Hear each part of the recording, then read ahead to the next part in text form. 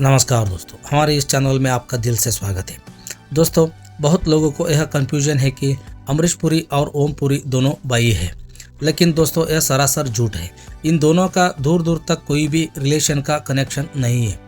दोनों भारतीय सिनेमा के दो महान अभिनेता हैं। वे किसी भी तरह से संबंधित नहीं है। अगर आपको अमरीश पुरी की भी जीवनी चाहिए तो हमारे चैनल में वीडियो मौजूद है, आप जाके देख सकते हैं। चलिए दोस्तों, आगे बढ़ते हैं और आज बात करेंगे बॉलीवुड से लेकर हॉलीवुड तक धमदार अभिनय कर देश विदेश में अपनी काबिलियत का लोहा मनवाने वाले ओम पुरी साहब के बारे में। ओम पुरी का जन्म 18 अक्टूबर 1950 में अंबाला के पंजाबी परिवार में हुआ था। घर की आर्थिक तंगी से ओम अपनी मां के साथ पंजाब स्थित अपने ननिहाल में रहने लगे थे। ओम पुरी के पिता राजेश पुरी इंडियन रेलवे और भारतीय सेना में काम करते थे। जब वे केवल 6 साल के थे तब उनके पिता पर रेलवे अधिकारियों की तरफ से सीमेंट चोरी का आरोप लग जाने से ओम के परिवार रास्ते पे आना पड़ा। इसके बाद परिवार का गुजारा करने के लिए पुरी के भाई वेद प्रकाश पुरी रेलवे स्टेशन पर स्वयं स्थानिक चाय की दुकान पर काम करने लगे थे। इसके बाद अपने परिवार की आर्थिक तंगी से बचाने के लिए उन्होंने 7 साल की उम्र से ही काम में लग गया। उन्होंने बहुत से काम किए, जैसे ढाबे में, चाय की दुकान में और रेलवे डिब्बे में से कोयला उतारना और कई सारे काम किए। काम करते करते पूरी अपनी पढ़ाई भी कर रहे थे। शुरुआती शिक्षा प्राप्त करने के बाद उन्होंने थिएटर एक्टिंग सीखने के लिए वे पुणे के नेशनल स्कूल ऑफ ड्रामा में दाखिला हो गए। इसके बाद नेशनल स्कूल ऑफ ड्रामा के भूतपूर्व विद्यार्थी नसीरुद्दीन शाह ने पुरी को काफ़ी प्रेरित किया और उन्हें वे पुणे के film and television institute of India में भी ले गए। ओम पुरी का करियर के बारे में बात किया जाए तो काफ़ी संघर्ष करने के बाद पुरी की पहली फिल्म चोर चोर चुप जाती, जो एक चिल्ड्रन फिल्म थी। इस समय उन्होंने बहुत से अभिनेताओं के साथ स्टूडियो में भी काम किया, जहां भविष्य के सुपरस्टार गुलशन ग्रोवर और अनिल कपूर उनके विद्यार्थी थे। ऐसा करते हुए पुरी ने बहुत सी भारतीय फिल्मों में भी काम किया और यूनाइटेड स्टेट और यूनाइटेड किंगडम में बहुत सी फिल्में प्रोड्यूस भी की थी। 1976 की मुख्य धारा फिल्म शैली की मराठी फिल्म घाशीराम कोतवाल पुरी ने इस तरह की फिल्मों में प्रवेश किया, जो इसी नाम से विजय तेंदुलकर द्वारा रचित एक मराठी नाटक भी था। इस फिल्म को के हरिहरन और मणि कौल ने 16 FTII ग्रेजुएट्स के साथ मिलकर डायरेक्ट किया था। कहा जाता है कि इस फिल्म में उनके बेहतरीन काम के लिए उन्हें मूंगफली दी गई थी। इसके बाद 8 फिल्म जैसे 1980 में भावनी भवाई सदगति और फिल्म आक्रोश उनकी पहली हिट फिल्म साबित हुई। 1981 में अर्धा सत्य, 1982 में मिर्च मसाला, 1986 में धारावी जैसी फिल्मों में उन्होंने अमरीश पुरी, नसीरुद्दीन शाह, शाबाना आजमी और स्मिता पाटिल के साथ भी काम किया था। 1980 इसके बाद बहुत सी फिल्मों जैसे आक्रोश, जिम्मी मैनेजर के किरदार वाली डिस्को डांसर और पुलिस इंस्पेक्टर के भूमिका वाली अर्धा सत्य में उनके किरदार और अभिनय की आलोचकों और दर्शकों दोनों ही तारीफें की थी। इसके लिए उन्हें बेस्ट एक्टर का नेशनल फिल्म अवार्ड भी मिला था।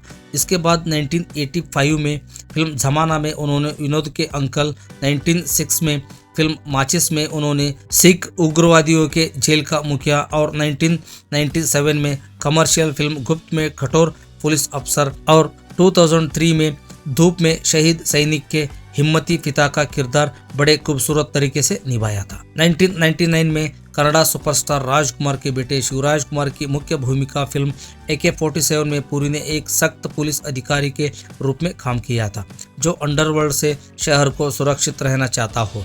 उनकी इस फिल्म को व्यावसायिक रूप से काफ़ी सफलता मिली थी। फिल्मों में पुरी के अभिनय की लोग शुरू से ही सराहना करते थे। कन्नड़ा डायलॉग के लिए उन्होंने बहुत सी फिल्मों में अपनी आवाज़ भी दी है।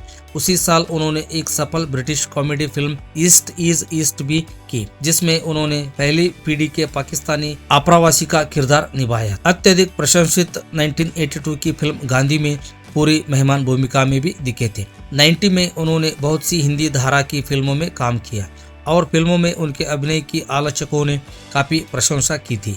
इसके बाद 1997 में British film my son the fanatic, 99 में ईस्ट इज ईस्ट और दी पैरोल ऑफिसर में काम करने के बाद उन्होंने अंतर्राष्ट्रीय स्तर पर भी अपनी पहचान बना ली थी। इसके बाद वे हॉलीवुड फिल्मों में भी दिखे, जिनमें मुख्य रूप से 1992 की सिटी ऑफ जॉय, 94 में उल्फ, 1996 में the ghost and the darkness शामिल है। 2007 में चार्ली वाल्सन की फिल्म वार में वे जनरल जिया उल हक के रूप में दिखे थे। इस फिल्म में उन्होंने टॉम हंक्स और जूलिया रॉबर्ट्स के साथ काम किया था। फिल्मों के साथ साथ पुरी ने बहुत से टेलीविजन सीरियल भी की है। 88 में काकाजी कही, 89 में मिस्टर योगी शामिल है।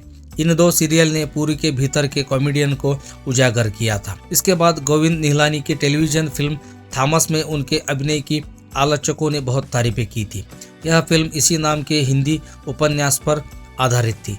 इसके बाद हिंदी फिल्म जाने भी दो यारों में उन्होंने एक हास्य कलाकार की भूमिका निभाई थी। फिर चाची 420, हेरा फेरी, चोर मचाए शोर, दीवाने हुए पागल, चुप चुप के, किस्मत कनेक्शन और मालामाल वीकली और ओ माय गॉड में वे कॉमेडी करते हुए नजर आए। कहा जाता है कि प्रियदर्शन और कमल हासन द्वारा निर्देशित की गई लगभग सभी फिल्मों में उन्होंने काम किया है। फिल्म द्रोहकाल, नरसिम्हा, घायल, मृत्युदंड, आस्था, हे राम, प्यार तो होना ही था, फर्ज, गदर, लक्ष्य, देव, रंग दे बसंती, युवा, सिंह इज किंग, मेरे बाप पहले आप, बिल्लू, क्योंकि, लक्ष्य, दबंग, बाजी इन प्रॉब्लम, खाफ, बजरंगी भाईजान और घायल वंस अगेन में उनके किरदार को लोगों और आलोचकों दोनों सराहा। 2009 में फिल्म रोड तो संगम में पुरी ने मोहम्मद अली कसूरी का रोल निभाया था। 2010 में दी हैंगमैन में भी दिखे थे। 2011 में उन्होंने भारतीय एक्शन फिल्म डॉन 2 की थी। टीवी सीरीज आहत के दूसरे सीजन के कुछ एपिसोड में भी